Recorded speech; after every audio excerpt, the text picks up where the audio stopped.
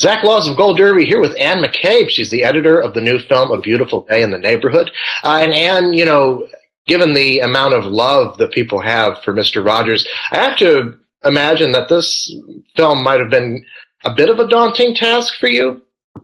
Oh, absolutely, yes. I mean, people love him. And, you know, there's a line in the movie that Andrea says, who plays Lloyd's wife, please don't ruin my childhood. So, you know, we felt that pressure. He's beloved so much by so many people, and Marielle, the director, and I both felt that we need to be incredibly respectful of the real Mr. Rogers. And also the people who were involved with the show, a lot of them were very much involved with the movie as well. Yeah. So then what's interesting about this movie is that it's not a straightforward biopic about Mr. Rogers. It's about how he affects the life of this man, Lloyd Vogel, played by Matthew Rhys in the film, and how he helps him change and become a better person. So editorially, I mean, was it a challenge because obviously people are coming into this expecting a lot of Mr. Rogers. So was it a challenge to kind of find that balance between the protagonist, Lloyd, and the main attraction, Mr. Rogers?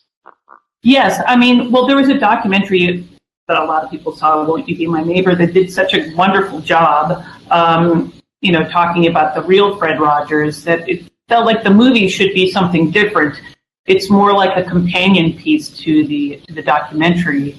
And of course, everybody loved seeing Tom Hanks, you know, play Mr. Rogers, but it was a more interesting story, we thought, to talk almost to sort of shape the film as a extended version of a show, of one of Mr. Rogers' show, of, you know, for adults, and sort of framing it with, you know, starting with Tom Hanks singing the song, but then sort of diving into the emotions and, you know, what Mr. Rogers' message was, which was like it's how to deal with emotion and constructive ways of dealing with anger and sadness.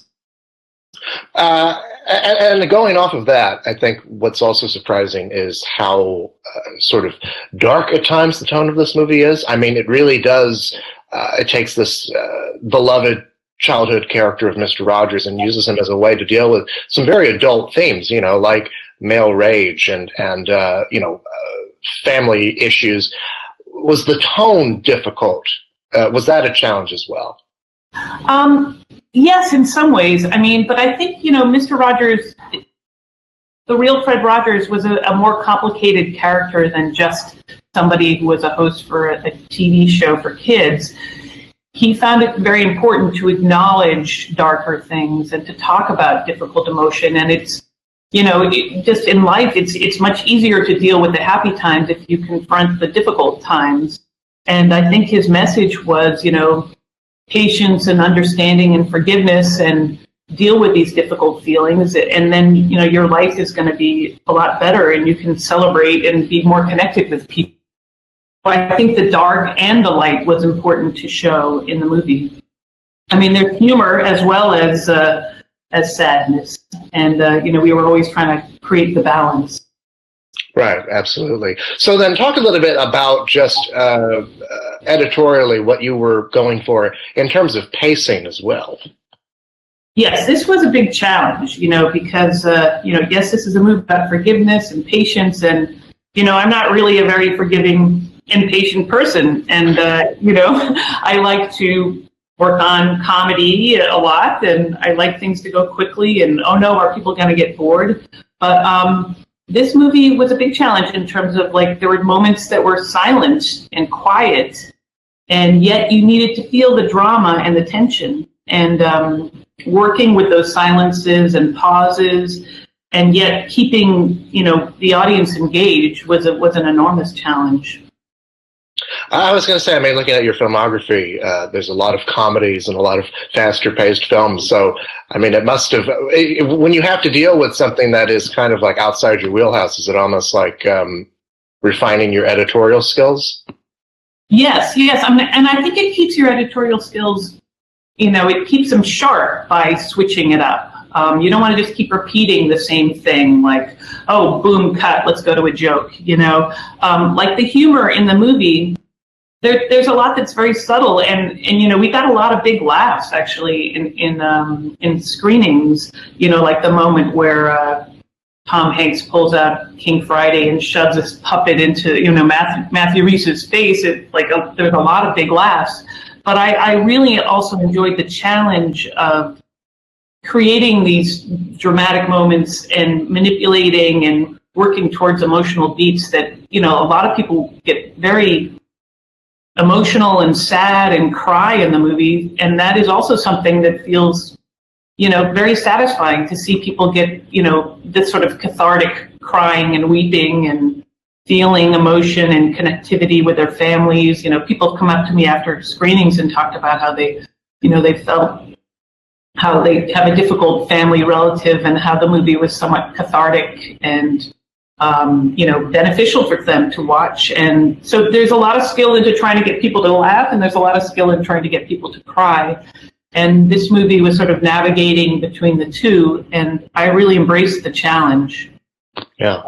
It's very different tonally from the last thing that you did with Mario Heller, Can You Ever Forgive Me? Talk a little bit about that collaboration, because I think that, you've worked on 2 out of her 3 films. So what's that relationship like? Well, I was thrilled that she asked me to work on the Mr. Rogers movie as well. While we were working on Can You Ever Forgive Me, she showed me the article that Tom Juno had written for Esquire, and it was incredibly moving.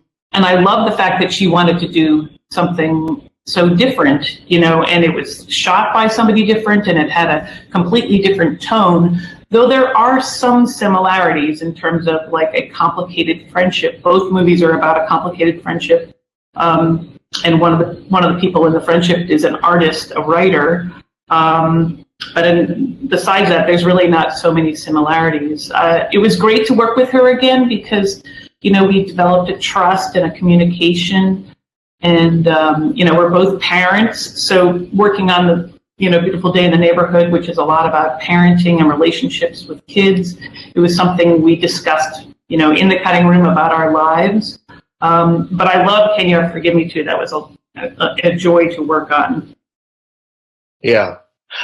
So talk a little bit about what your most difficult scene was. Was there a most difficult scene in this movie for you to edit?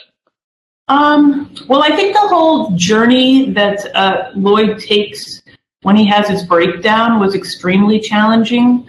It could have gone a lot of different ways, and we tried a lot of different ways to go. There's, he sort of sees this little image of, Daniel Tiger, and how much was it going to feel real?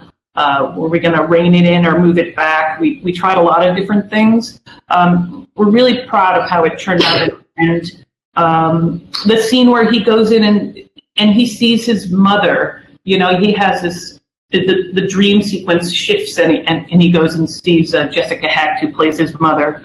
And, it was important not to make the movie push too far into sentimentality and keep the emotion real. The performances were great, but it's like, how much do we kind of get into this, or like, are we losing people? And there was a sequence that it was at the end of that, where it was a very amusing, funny sequence where all the puppets turned up and started to sing, and we really loved it. And it was a very difficult moment, but we had to cut that out because we felt like we wanted to keep the emotion raw and real at that point. And, it was a moment in the movie where Lloyd really has kind of confronted his enormous pain. And so sometimes, like when you're cutting, you have all these wonderful moments, but you sometimes have to lose them. Yeah, I guess in that sense, you have to. The most difficult part is probably thinking about the movie as a whole, as opposed to all these wonderful little individual moments. Yes, yeah, definitely. There's a lot of really wonderful material and funny stuff too. But it's like you have to kind of keep what's the best. There was a great moment at the end where Tom sang this song, and it was really, really beautiful. But we felt like we didn't want to pile it on too much. There's a lot of restraint in cutting this movie because you could have gone super schmaltzy, and we wanted to be emotional without kind of going too far gilding the lily. Like, for example, in the subway scene, which a lot of people get very emotional about. But Mhm.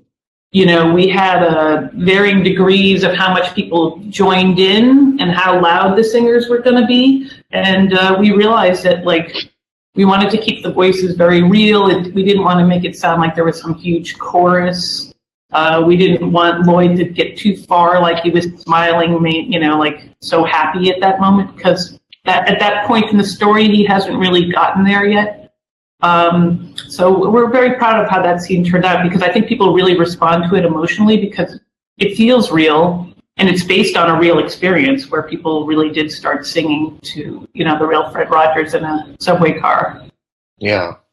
The responses that people have had to this movie, both critically, awards-wise, from audiences, what does that mean for you? Well, it's always wonderful. Of course, it's great for the movie to get nominated. But, not to sound big-headed or anything, but I feel like this is a movie that has a long run. And there's certain movies that you work on where people come up years later and say, that movie really touched me at a particular time in my life. And I feel like this movie really will have that kind of longevity. Yeah. Well, what are you working on now? Anything you can tell us about? Yes, I'm working with Robin Wright, who is her directorial debut. Well, she did direct some episodes of House of Cards, but she's directing a movie. I'm sort of in this emotional vein now. It's a movie about a woman who has PTSD and kind of takes herself off the grid and goes and lives out in the wilderness. And it's really beautiful, and she did an amazing job. Yeah. Well, I certainly look forward to seeing that. Her House of Cards episodes are certainly among the very best of that show. So I can only imagine what she'll do with the feature. Anne, thank you so much for your time. Congratulations on your work. Thank you. Thanks for interviewing me. Thank you.